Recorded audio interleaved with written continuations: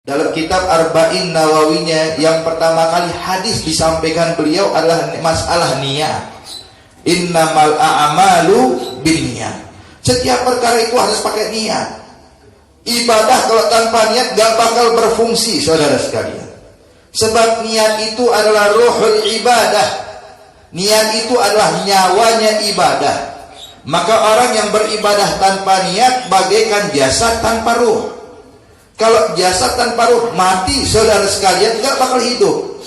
Maka begitu juga sholat kalau tanpa niat gak bakal diterima, walaupun dia jalankan rukun-rukun lainnya, walaupun dia membaca surat Al-Fatihah, walaupun dia rukuk dengan sempurna, walaupun sujud begitu panjang berzikir dan berdoa kepada Allah, tapi kalau tanpa niat gak bakal diterima oleh Allah. Begitu juga sama halnya dengan puasa, sama halnya dengan zakat. Tanpa niat gak ada gunanya. Makanya di sini dijelaskan oleh ulama tentang faedah niat. Inna faedatan niyah isnaya. Faedah niat itu ada dua, hadirin. Yang pertama adalah tamyizul adah anil ibadah, untuk membedakan mana yang ibadah, mana yang bukan ibadah. Kayak contoh, Bapak Ibu sekalian, kalau kita lihat ada orang duduk di masjid, dua orang duduk di masjid, sama-sama duduk, sama-sama ngobrol dalam masjid, cuman yang satu pasang niat i'tikaf, yang satu tidak pasang niat i'tikaf. Maka yang pasang niat i'tikaf dihitung ibadah oleh Allah. Tapi yang enggak memasang niat i'tikaf, walaupun duduknya lebih lama, tetap tidak dibilang ibadah di sisi Allah Subhanahu wa taala. Jadi niat fungsi yang pertama adalah tamyizul adah anil ibadah, untuk membedakan mana yang ibadat, mana yang bukan ibadah. Yang kedua fungsinya niat adalah tamyiz maratibil ibadah, untuk membedakan kedudukan ibadah antara satu dengan yang lainnya. Sebab ibadah ini ada dua macam, Pak. Ada ibadah yang wajib, ada ibadah yang sunnah. Keduanya ini dibedakan dengan niat. Contoh, sama halnya kita kasih contoh, hadirin, dua orang duduk di masjid. Yang satu pasang niat i'tikaf biasa, i'tikaf sunnah. Yang satu lagi i'tikaf nazar. Jadi sebelum masuk masjid dia dipasang niat nazar deh, ya Allah saya bernazar, saya mau i'tikaf di masjid itu. Satu lagi nggak nazar. Begitu masuk ke dalam masjid, keduanya duduk di dalam masjid, cuman yang satu pasang niat i'tikaf biasa, yang satu pasang niat i'tikaf nazar. Maka yang pasang niat i'tikaf nazar mendapatkan pahala ibadah wajib. Sedangkan yang tidak pasang niat nazar cuma mendapatkan pahala sunnah. Jadi ini fungsinya niat. Maka di sini hadirin, Nabi menekankan dari awal innamal a'malu binniyat. Kemudian lihat intisari hadis ini. Nabi menyatakan wa innamal likulli imri'in ma nawa. Segala macam urusan itu tergantung apa yang diniatkan. Maka inti dari hadis ini, hadirin, kata ulama, lubbul hadis, yaitu ucapan Nabi wa innamal likulli imri'in ma nawa. Ibadah kita, Bapak, kalau seandainya masuk niat yang buruk, maka buruk. Salat 5 waktu di masjid, bagus. Membaca Al-Quran, bagus. Berpuasa Senin Kemis, bagus, saudara sekalian. Tapi maaf, kalau masuk niat riya, hancur di hadapan Allah. Sebagus apapun ibadah, kalau masuk niat yang buruk, hancur di hadapan Allah Subhanahu wa ta'ala. Makanya dinyatakan oleh ulama, kam min amalin kabir yasghur bin niyatih, wa kam min amalin saghir yakbur bin niyatih. Berapa banyak amalan yang besar jadi sepele gara-gara niat, dan berapa banyak perkara yang sepele jadi besar di hadapan Allah juga gara-gara niat.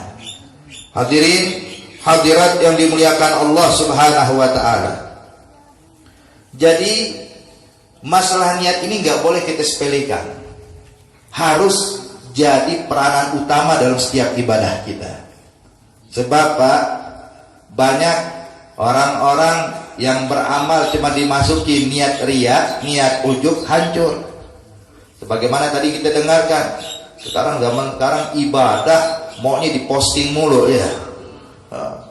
Di depan Masjidil Haram foto. Tujuannya apa? Kalau tujuan berkenang-kenangan sih nggak jadi masalah. Tapi disebar ke orang-orang biar orang tahu saya sekarang di depan Ka'bah. Saya sekarang lagi di Masjidil Haram. Kalau tujuannya seperti itu, percuma ibadah kita. Bapak ingat hadis Rasulullah SAW. Nabi pernah menyatakan di dalam satu hadis, kata Nabi Muhammad, ada 3 kelompok yang bakal diazab ke dalam api neraka Allah Subhanahu wa taala sebelum penyembah berhala masuk api neraka. Arti 3 orang ini adalah orang-orang yang pertama mencicipi azab api neraka Allah. Penghuni pertamanya, na'udzubillah min dzalik. Siapa mereka? Kata Rasulullah, yang pertama adalah orang yang mati di medan peperangan.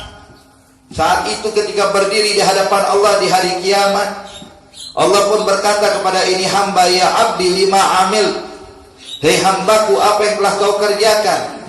Sang hamba pun mengatakan, ya Rabb, jahadtu fi sabilik. Ya Allah, saya berjihad di jalanmu hatta uqtal, sampai aku terbunuh. Ini lukaku masih menganga, darahku masih menetes. Sebab memang Bapak, nanti di akhirat kelak seseorang itu bakal dibangkitkan pada posisi dan dalam keadaan dia meninggal. Yuhsyarul mar'u ala ma mata alaih. Manusia bakal dibangkitkan sebagaimana dia mati. Kalau dia mati dalam keadaan mati syahid di medan perang, haram untuk dimandikan. Kenapa saudara sekalian haram dimandikan? Sebab luka yang ada tersebut jangan sampai terhapus buat jadi saksi nanti di hadapan Allah Subhanahu wa taala. Maka saat dia berdiri di hadapan Allah dengan luka yang menganga di tubuhnya, berdiri di hadapan Allah ditanya, apa yang kau lakukan hei hambaku? Dia berkata, ya Allah, jahadtu fi sabilik. Aku berjihad di jalanmu, aku tegakkan kalimatmu, aku bela agamamu ya Allah. Maka Allah katakan, kadzabta. Allah berkata, kau berbohong hai hambaku. Bukankah suatu engkau berperang dengan tujuan biar dibilang kau ini seorang pemberani? Niatmu biar nanti kalau kau mati terbunuh, engkau bakal dikenang sebagai pahlawan. Dan itu sudah terjadi kata Allah. Maka tempatmu bukan di surga tapi di neraka, kata Allah. Datang orang kedua, ditanya sama Allah, ya abdi lima amil. Kalau engkau apa yang kau kerjakan? Maka dia menjawab, ya Rabb, ta'allamtu ilman wa 'allamtu nas. Ya Allah, aku belajar ilmu dan aku ajarkan ilmu kepada manusia. Aku kenalkan mereka mana yang wajib, mana yang haram. Aku kenalkan bagaimana cara mendekatkan diri mereka kepadamu ya Allah, semata-mata hanya untuk mencari ridha-Mu ya Allah. Allah kembali katakan, kadzabta, dan kau juga berbohong hai hambaku. Bukankah sewaktu kau ajarkan ilmu kepada masyarakat dengan tujuan biar engkau senang kalau dibilang engkau ini orang alim, biar dikenang kau ini seorang ulama. Dalam riwayat yang lain saudara sekalian adalah talil Quran, orang yang membaca Al-Quranul Karim. Ketika ditanya apa yang kau lakukan ya Allah, aku ajarkan orang-orang membaca Al-Quranul Karim agar mereka kenal memahami daripada firman-Mu. Maka Allah katakan, kadzabta, kau telah berbohong hai hambaku. Bukankah sewaktu kau membaca Al-Quran biar dibilang kau ini seorang qari, orang yang ahli membaca Al-Quran. Dan itu sudah terjadi, tempatmu pun juga di neraka bukan di surgaku. Datang orang ketiga, berdiri di hadapan Allah. Allah kembali tanya, wa maza amil, dan apa yang kau kerjakan hai hambaku? Dia menjawab, ya Rabb, anfaqtu mali fi sabilik. Aku infakkan hartaku di jalanmu ya Allah. Aku bantu fuqara dan masakin. Aku tolong anak-anak yatim. Aku bantu orang-orang yang membutuhkan semata-mata mengharapkan ridha-Mu ya Allah. Allah kembali katakan, kadzabta, engkau pun juga telah berbohong padaku hai hambaku. Bukankah sewaktu kau infakkan hartamu kepada orang membutuhkan dengan niatan, dengan tujuan agar dibilang kau ini orang paling dermawan di kampungmu? Dan itu pun sudah terjadi, tempatmu pun juga bukan di surga tapi di nerakaku. Hadirin hadirat yang dimuliakan Allah, perhatikan 3 amalan orang-orang ini. Kurang bagus apa?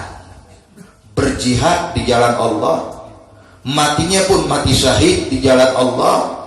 Yang kedua, mengajarkan ilmu, mengajarkan agar orang-orang kenal dengan Allah Subhanahu wa ta'ala.